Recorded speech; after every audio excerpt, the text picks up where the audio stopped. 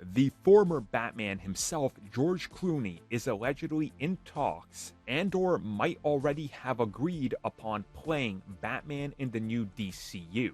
And of course, this would mean that he was cast by Andy Muschietti and James Gunn already to play the character in the upcoming Batman Brave and the Bold.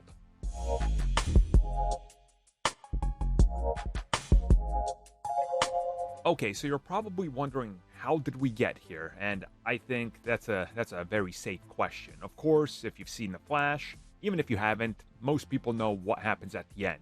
That's the fact that the Flash himself is stuck in a brand new universe that he can't leave, and the Bruce Wayne of that universe, the Batman of that universe, is George Clooney.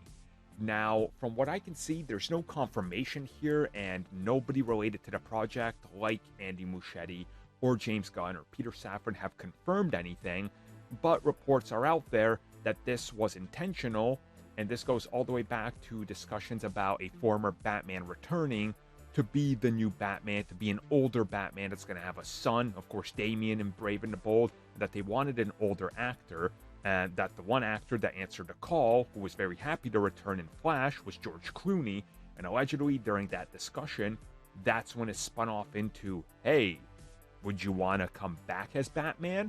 We know you had a terrible time, but we can make it better for you. And from what these insiders are saying is, he agreed on it, so he's going to be Batman. Now, longtime members of this channel will know that I'm a huge fan of Batman Forever. It's my favorite of the old Batman films. And I'm also a big fan of Batman and Robin for all the wrong reasons. I think it's a terrible film, but I think it's a awful, enjoyable film that completely is just insane in every way, and I love watching it for that. And I personally think that George Clooney got the really bad end of a deal.